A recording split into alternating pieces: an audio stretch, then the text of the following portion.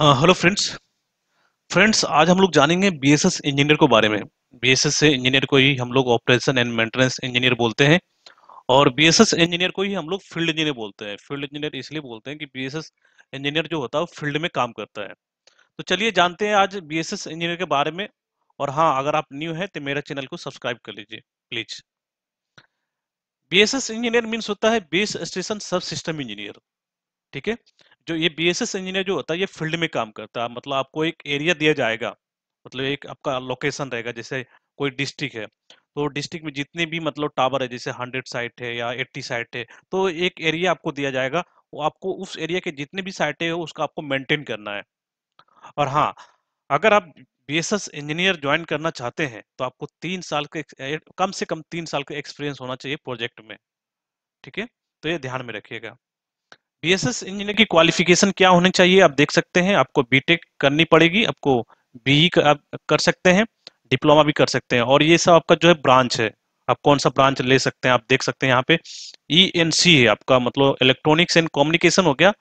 Triple E है आपका electrical and electronics engineer हो गया। डबल ई है आपका इलेक्ट्रॉनिक्स इंजीनियर हो गया। कंप्यूटर साइंस हो गया।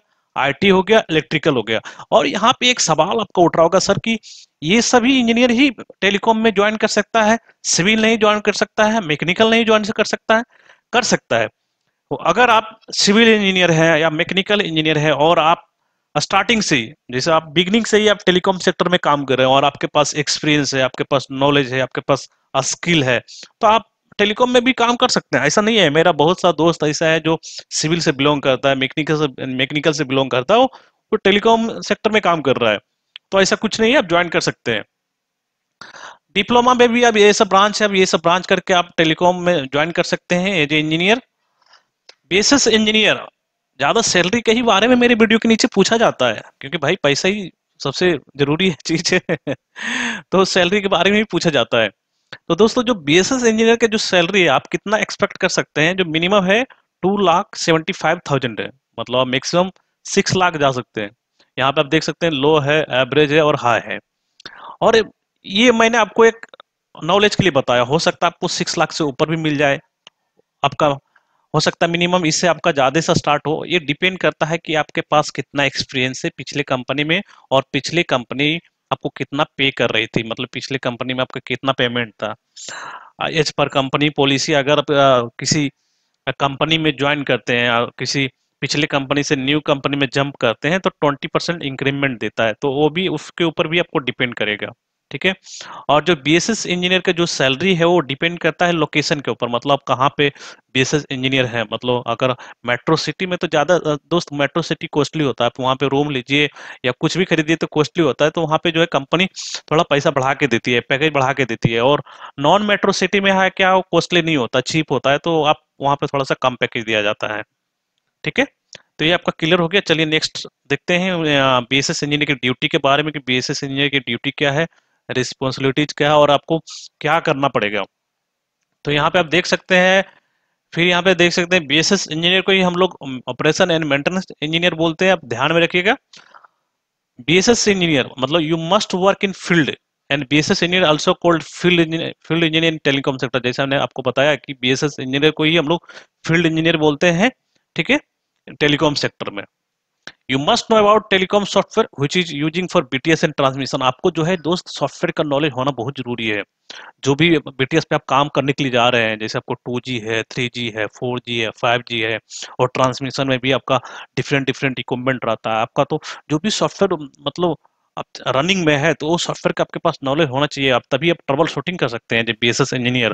क्योंकि आप अगर बीएसएस इंजीनियर है तो आप एक एरिया में रहेगा, आपको कोई हेल्प करने वाला नहीं रहेगा, आपके साथ एक रीडरशिप रहेगा। ठीक है। तो ये ध्यान दीजिएगा, आप में मतलब वो मतलब कैपेबिलिटी होनी चाहिए। You have to maintenance fully site related BTS in transmission and BSC site. आपको जो है पूरा साइट को मेंटेन करके रखना है। ठीक है। और ट्रांसमिशन को भी मेंटेन करके रखना है। अगर ये सब मेंटेन करके रखते हैं तो आपकी साइट डाउन नहीं होगी, आउटेजेस से नहीं आएगा। बीएससी साइट हो सकता है, अगर आपके पास 100 साइट है तो उसके अंदर में बीएससी भी हो। अगर बीएससी है तो आपको बीएससी के बारे में भी आपको जानना पड़ेगा, बीएससी के बारे में भी आपको नॉलेज होनी चाहिए, और आपको बीएससी को मेंटेन करना है। ठीक है। You need to visit daily site to resolve any alarm fault in 2G, 3G, 4G, 5G technology and transmission. आपको जो है दोस्त डेली साइट विजिट करना है, हो सकता है संडे को भी करना पड़े, वो डिपेंड करता है आपके मैनेजर के ऊपर। ठीक है, तो आपको जो है 2G, 3G, 4G और 5G में जो भी अलार्म आया उसको मतलब ट्रबल शूटिंग करना, हो सकता है VSWR हो सकता है RSSI हो सकता है रेडियो फॉल्टी हो गया है, या BTS फॉल्टी हो गया है, या ट्रांसमिशन में आपका जो RSL है वो बढ़ गया है, तो आपको इस पर प्लान लाना है अलाइनमेंट करके। तो ये सब काम आपको करना पड़ेगा डेली बेसिस पे, आपके साथ टेक्नीशियन रहेगा, रीगर रहेगा आपको हेल्प करने के लिए। You need to do preventive maintenance for all site and document for on site and monthly basis। दोस्त आपको साइट को पीएम करना बहुत ही जरूरी है। ठीक है, डॉक्यूमेंट उसका डॉक्यूमेंट तैयार करना बहुत जरूरी है प्रूफ के लिए, अपना साइट का, ऐसा नहीं कि दूसरा साइट का, अपना साइट का आपको करना है सिर्फ। फिर हम पीएम इसलिए करते हैं कि पीएम में हम लोग चेक करते हैं वेदर प्रूफिंग, ग्राउंडिंग चेक करते हैं, ताकि जो है इक्विपमेंट फॉल्टी ना हो सके। ग्राउंडिंग प्रॉपर होनी चाहिए, वेदर प्रूफिंग अच्छी होनी चाहिए। अगर रेनिंग होता है तो ऐसा ना कि जम्फर या इक्विपमेंट में मतलब पानी चला जाए। तो ये सब चीजें आपको ध्यान में रखनी है, आपको मेंटेनेंस करना है पूरा साइट को। ठीक है, you must work in night shift if any software upgradation और एनी अलार्म ट्रबल शूटिंग और साइट रियोमिंग या प्रोविजनिंग जो भी बोल सकते हैं। अगर कुछ आपके बीएससी है, आपके पास अगर बीएससी है तो वहां पे अगर सॉफ्टवेयर अपग्रेडेशन हो रहा है या कोई अलार्म ट्रबल शूटिंग हो रहा है, या बीएससी से एक बीएससी से दूसरे बीएससी में शायद ट्रांसफर हो रहा है, तो आपको नाइट शिफ्ट भी करनी पड़ेगी, लेकिन ये कभी कभी होता है। ठीक है, you must know about Excel and PPT to prepare any document. आपको जो है एक्सेल पे नॉलेज होना चाहिए और पावर पॉइंट पे भी आपको नॉलेज होना चाहिए। हो सकता है आपको पे भी आपको नॉलेज होना चाहिए, हो सकता है आपको कुछ डॉक्यूमेंट आपको रेडी करने के लिए आपको मैनेजर बोल दे, और हाँ, अगर पीएम करेंगे तो आपको उसका डॉक्यूमेंट तैयार करना ही पड़ेगा, तो आपको एक्सेल का नॉलेज होना बहुत ही जरूरी है। तो ये ध्यान में रखिएगा। You must no knowledge about 2G, 3G, 4G, 5G technology configuration and transmission path.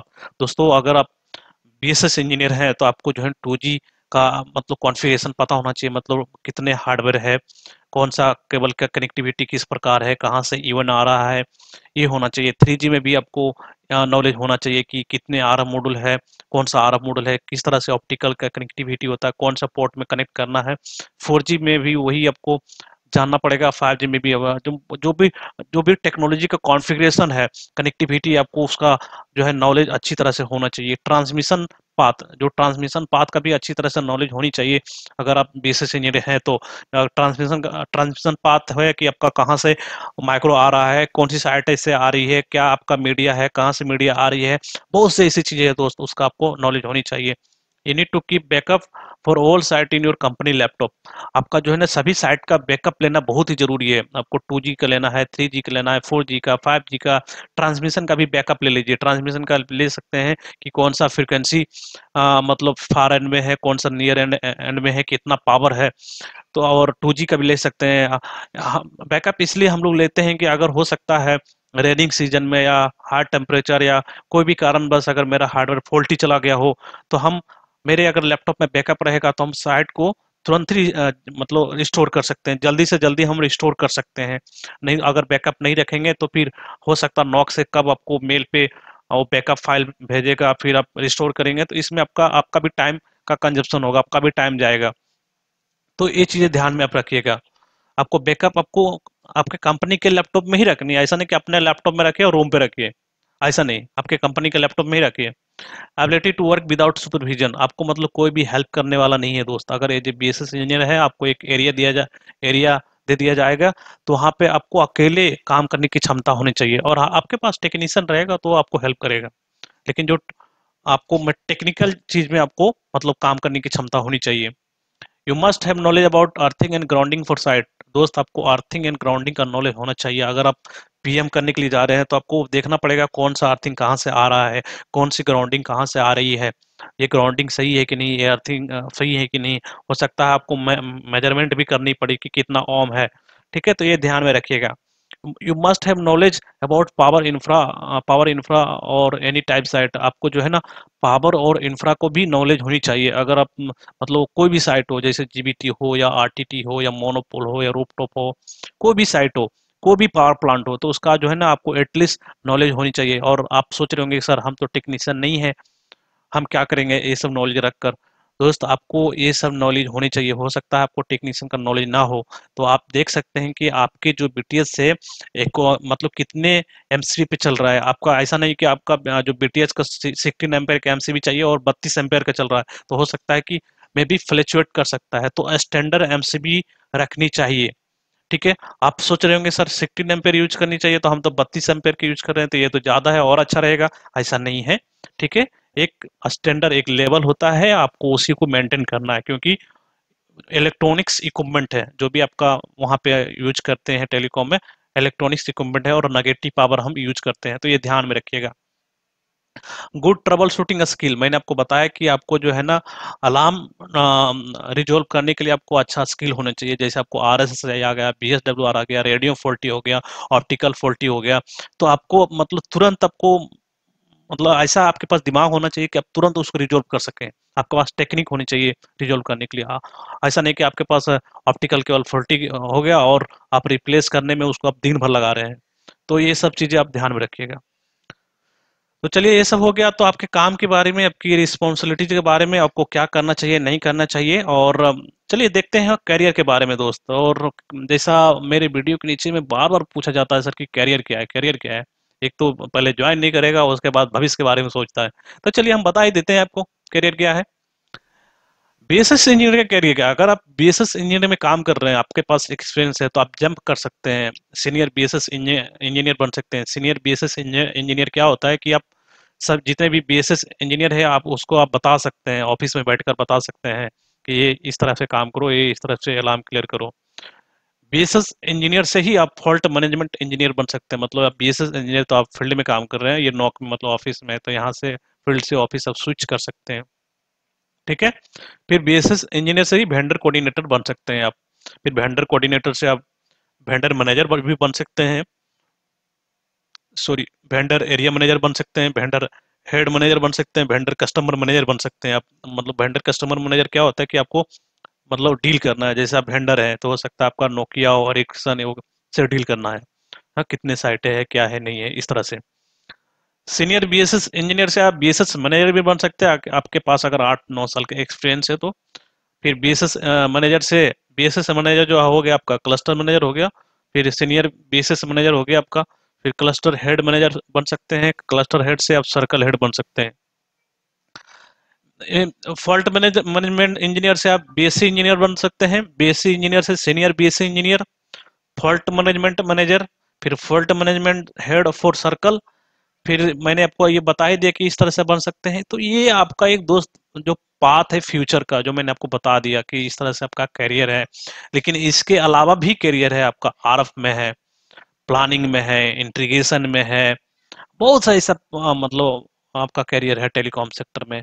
तो आपको सोचने की कोई बात नहीं है। अगर आप टेलीकॉम में काम करना चाहते हैं एज ए बीएसएस इंजीनियर, या और आपके पास ज़्यादा एक्सपीरियंस है, तो आप एज ए मैनेजर भी काम कर सकते हैं दोस्त। तो आँख बंद करके काम कीजिए। और हाँ, मेरा चैनल को सब्सक्राइब कर लीजिए, क्योंकि अगर आप सब्सक्राइब करेंगे तो मेरा हौसला बढ़ेगा, तो और हम वीडियो बनाएंगे और अच्छा अच्छा वीडियो बनाएंगे। ये सब चीज़ें आपको गूगल पे नहीं मिलेगा दोस्त। ये जो भी चीज़ें हैं जो मतलब हो रहा है वो मैं आपको बता रहा हूँ। तो दोस्त आई होप ये भी वीडियो आपको अच्छा लगा होगा। और मेरे चैनल को सब्सक्राइब कीजिए, लाइक कीजिए। फिर मिलते हैं नेक्स्ट वीडियो में अच्छी वीडियो के साथ। तो जब तक के लिए बाय बाय, थैंक यू।